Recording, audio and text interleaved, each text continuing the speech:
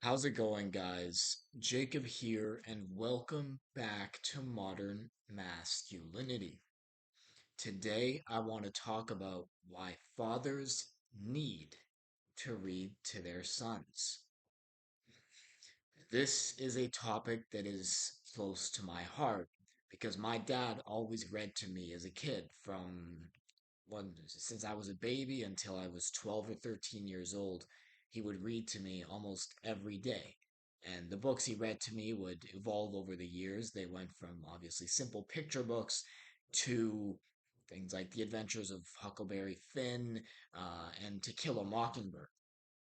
So I've got three main reasons why fathers should read to their sons. The first reason is that father son bonding time that reading is doubles as education. If you're a father yourself, and I assume that you are or you're considering becoming one day, if you're watching this video, um, eh, you'll know that it's important bonding time to read to your son, but it can also be education. So you can curate the books that you read to your son based on the kind of lessons you want to teach them, the kind of education you want to give him about the world.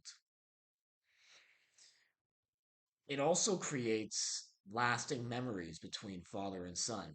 I mean, I have so many memories of my dad reading to me, so it's definitely something that creates a long-lasting, strong bond between father and son. It also allows the father to teach son lessons without it coming directly from him. This is useful as sons are often reluctant to listen to their father's advice. I've never really been this type, though I find myself becoming more and more reluctant to listen to my dad's advice as I get older, just because I'm starting to see him more as another person now and not as, this perfect godlike figure, you know? I'm starting to think, okay, well, he has his own opinions and I can have my own opinions. And while he definitely has good advice to offer, I shouldn't listen to all of it. But if your son is young and hasn't developed the necessary critical thinking skills to think for himself yet, and his only form of rebellion against you is just basically saying no and disagreeing with everything you say, if you want to teach him lessons, reading can be a great way to do it. Because let's say you read your son The Adventures of Huckleberry Finn. This book taught me an important lesson about standing up for what you believe in. Even though all of the societal pressures in Huck Finn's time, and remember, Huckleberry Finn is only, the character is only 13 years old, 12 or 13 years old.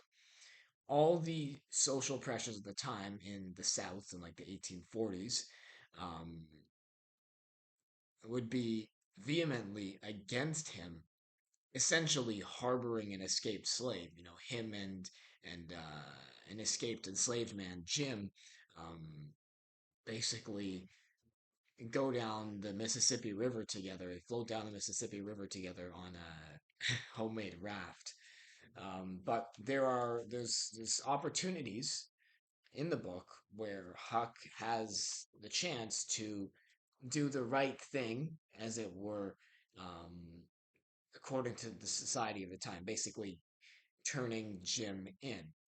And there's a specific discourse where Huck is talking to himself while Jim is asleep. And he's like, well, I'm going to go to hell for not turning Jim in because he's someone's property.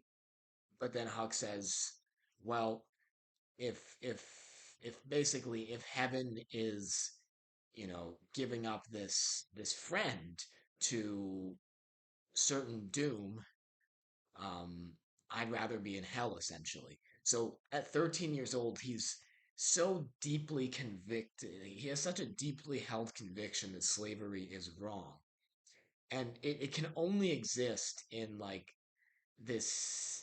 He doesn't believe slavery is wrong in the modern sense, where it's just kind of a given. Remember, society has been telling him his whole life that slavery is the natural state of things, and yet he has this innate opposition to it. So you could hear just by the amount that I'm talking about it now that that passage in particular had a deep impact on me and taught me a really important lesson. Um, all that to say, you as a father telling your son, you know, stick to your beliefs might not sink in as well as it being implied in a really phenomenally well written fiction book that is perfect for young men. Anyways, I know I went on a little tangent there, but it was just to prove my point. I appreciate you if you made it all the way to the end, and I will see you all next time. Stay reasonably hard.